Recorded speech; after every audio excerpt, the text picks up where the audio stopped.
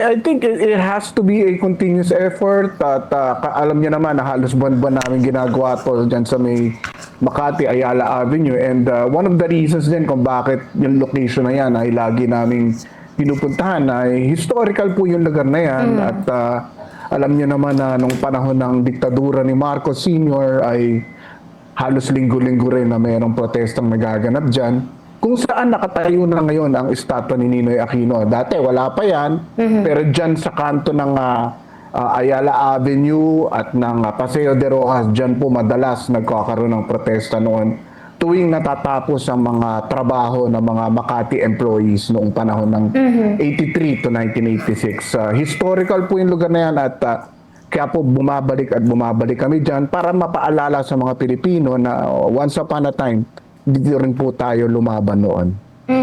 Ayan, Sir Volta, sa ganitong mga aktibidad, alam naman po natin minsan, no, hindi, kumbaga parang may mga grupo na kumbaga parang nakikialam lang or nakikisawsaw lang. Paano niyo po na make sure, no, yung na ganitong mga aktibidad na inilulunsad po ng inyo pong group, hindi po mababahiran po ng anumang kulay po ng politika, Sir Volta?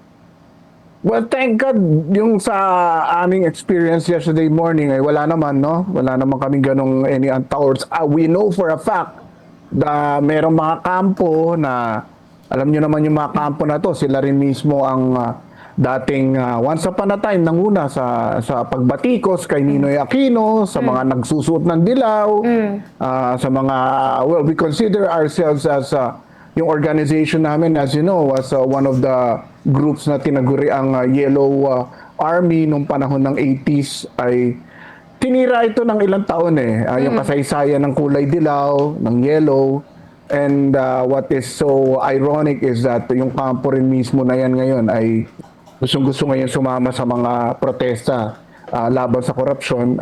Nakita natin na lumabas yung mga balitang ganyan kahapon on over the weekend na gusto nga rin nilang sumama dun sa afternoon na mobilization na naganap sa People Power Monument. Although alam naman po natin na yung ganitong mga klaseng activity is open, no? Sa lahat. Open po sa public. Oh, yes. Na kung sinong makiisa. Pero kayo ba kung yes. sakali, Sir Volt, na sa mga susunod na pagkakataon, may mga lumapit sa inyo na alam naman po natin na mayroon pong mga kumbaga parang pinapanigan na mga opisyalis sa ating bansa o may mga kinaaniban o kinabibilangan pong grupo, are you open na makiisa sa ganitong klase po ng mga activity po? Mahirap po kasing makikiisa sa mga organization or grupo na affiliated sa mga corrupt na tao. Pag sinabi po natin corrupt na tao, sila po yung naki-question at sila po yung talagang kasama sa panawagan namin na dapat makulong. Definitely, we will not work with them. We cannot work with them hindi sa ayaw namin, but based on the, of course, yung aming sincerity with our advocacy, it will go into conflict with what we are trying to achieve kung kami makikipag-alyansa bigla dito mismo sa mga corrupt or representatives ng mga corrupt na kung saan ay gusto nga natin makitang makulong. Alam naman po natin, Sir Volt, na itong panawagan ng para matigil yung korupsyon, mga magkakaibang grupo po, even mga religious sector, kasabay din po kahapon, meron din po isa nagawang white protest ang grupo po ng mga nasa religious sector.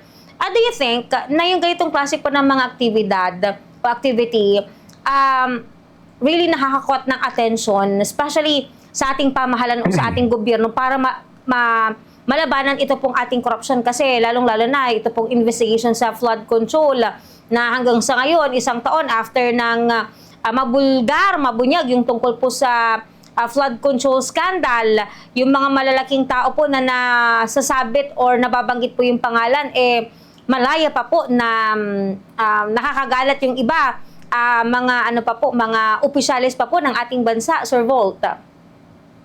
Yes, alam niyo na sana maintindihan din ng ating mga kababayan na importante yung boses ng bawat Pilipino.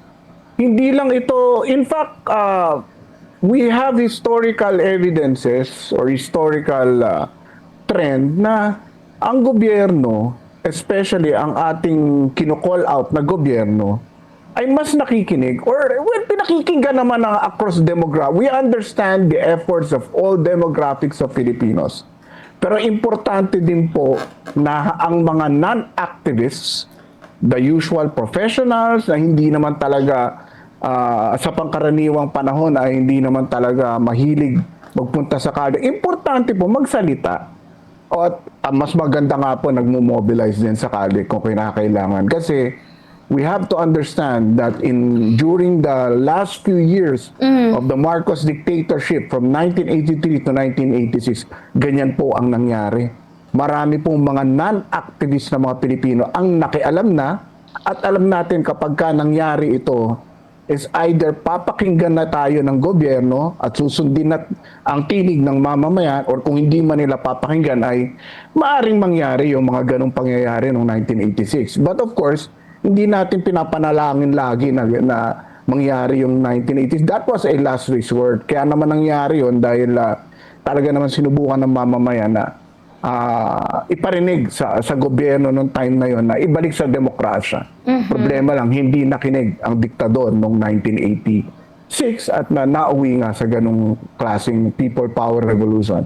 Ang gusto ko lang ipunto, importante ang tinig ng mga non-activist na mga Pilipino.